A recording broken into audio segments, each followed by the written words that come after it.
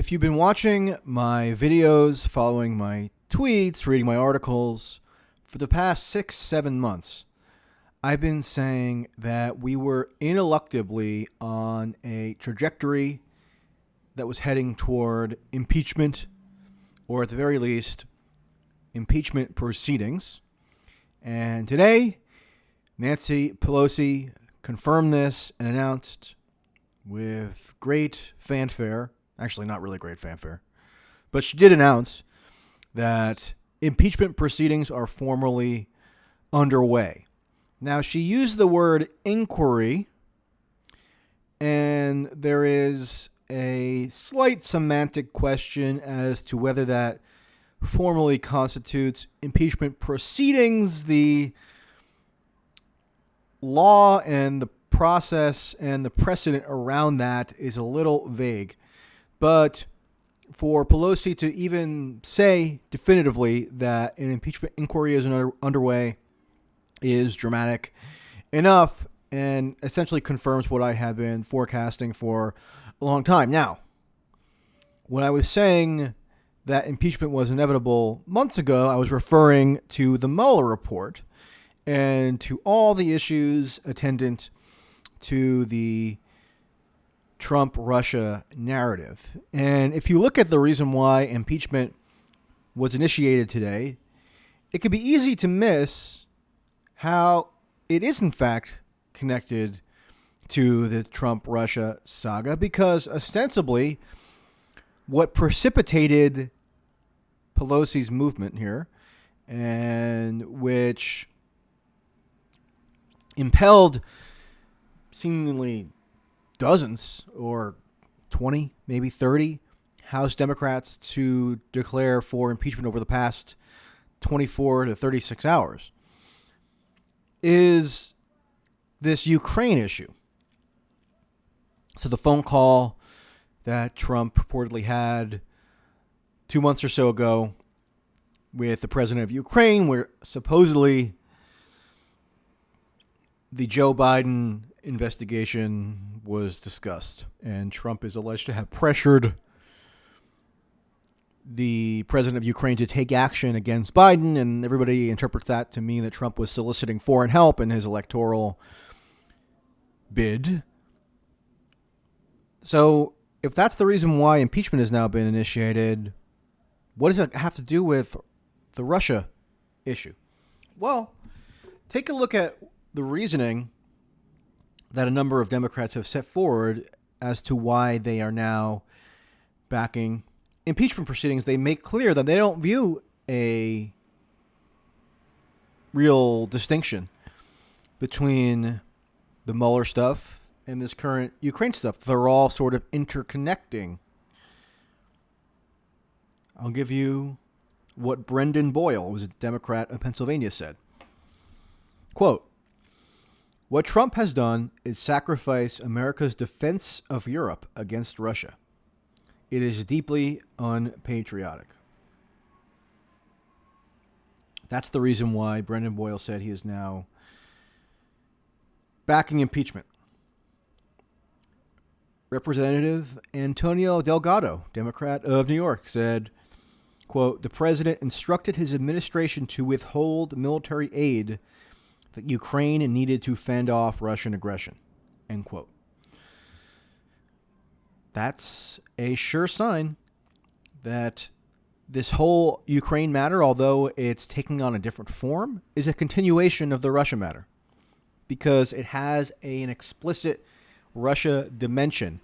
If Trump is alleged to have withheld Ukrainian military aid for illicit reasons, then who's at least putatively the beneficiary of that? It would be Putin, because the U.S. is declining to send lethal arms into his direct sphere of influence, which is a massive provocation to Putin. And now we're not going to have a debate over whether it's actually wise or sound policy to send lethal arms to Ukraine. That's just going to be taken as a bipartisan consensus. So that debate's over, even though Obama refused to send lethal arms to Ukraine. Now that those arms have taken on this political element in terms of impeachability, that policy debate is essentially going to be negated. And you're going to have a frenzy now over this. It's going to dominate political discussion. How could it not? All the presidential candidates on the Democratic side are going to be forced to comment on it constantly. And eventually, you are most likely going to see articles of impeachment referred to the House for a full vote. And it seems doubtful that Nancy Pelosi, who is a keen political calculator, whatever you may think of her, it seems unlikely that she would initiate these proceedings and then just decide, oh, wait, never mind. Forget about all that. Let's disband the impeachment investigations and move on. No, if she's going to take this dramatic, historic step, she likely feels that would have the votes to actually pass an impeachment resolution, and Trump would be impeached. He would be only the third president in U.S. history to be impeached, the others being Andrew Johnson and Bill Clinton. Remember, Richard Nixon was not impeached. He was under the threat of impeachment and then resigned. But he was not impeached, so this would only be the third time in all of U.S. history that this were to have happened. And I often hear a theory professed that Trump somehow wants to be impeached, or he's goading it along, or he views it as a strategic boon to himself for him to be impeached, and so therefore he's trying to provoke the Congress into doing that. I can't get in the guy's head, obviously, nor would I want to, frankly, because it's probably a dark and scary place. But the idea that he would want to be impeached seems incredibly far-fetched and almost crazy to me. Now, I wouldn't put it past Trump to have crazy beliefs, but this idea that he'd want to be relegated to this somewhat ignoble historical category, along with only Andrew Johnson and Bill Clinton. Trump may not be the most astute observer of history, but I think even he would have the awareness to recognize that would make him something unique in U.S. history and not in a positive direction. And this idea that you can hark back to the Bill Clinton impeachment saga, where Bill Clinton did get a slight boost in his approval ratings as a result of what was perceived as Republican overreach with respect to impeachment. The idea that you can just easily analogize what's happening now to then is also foolish, because it was a remarkably different set of circumstances.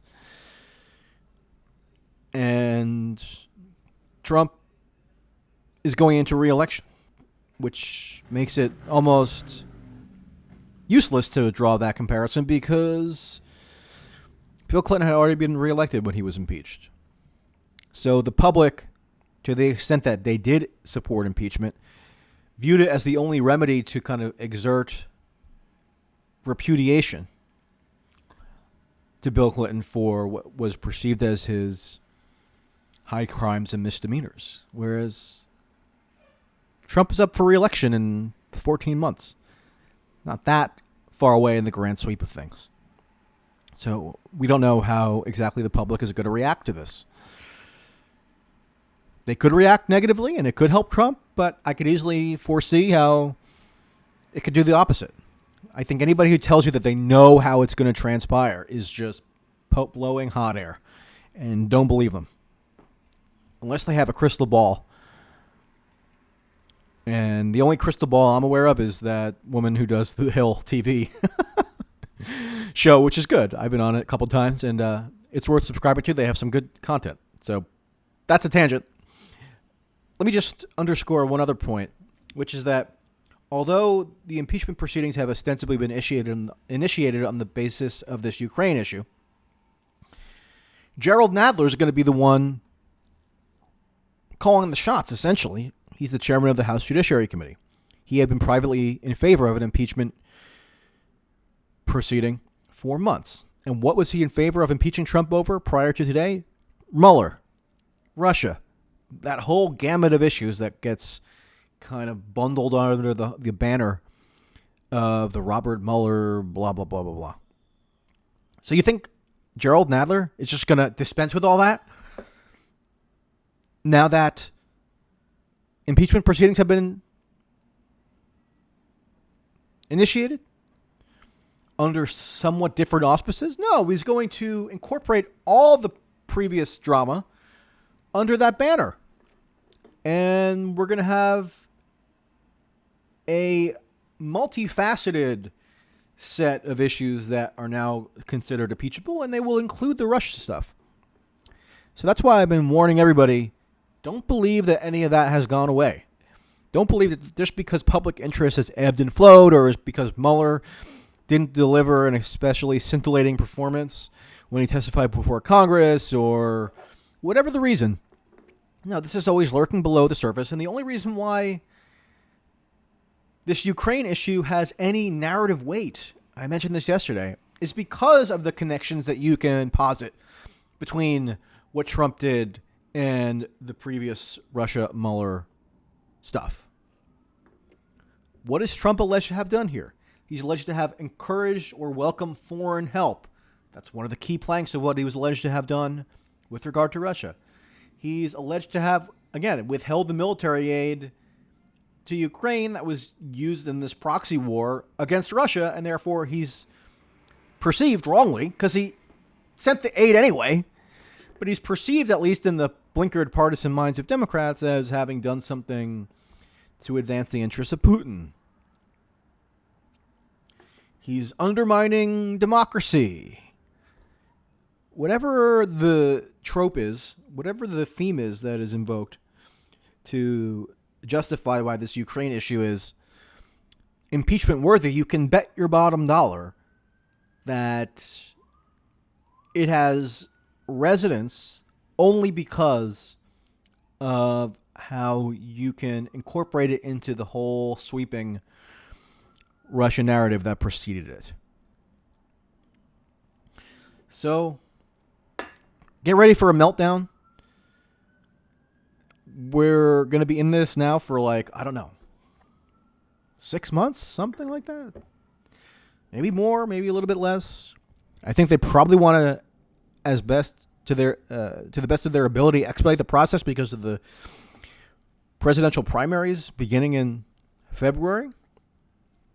But, let's say that the House votes to impeach in December, and then the trial takes place in the Senate for the next month.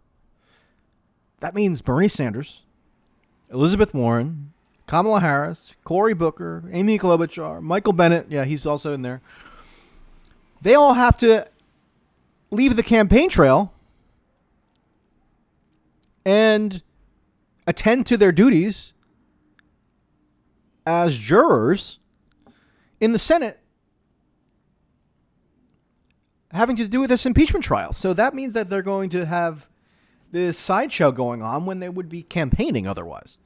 Now, I don't know who that benefits. I don't know that necessarily benefits anybody, per se, but it means that the presidential campaign is going to be turned on its head as a result of this, because some of the main candidates are preoccupied with other stuff.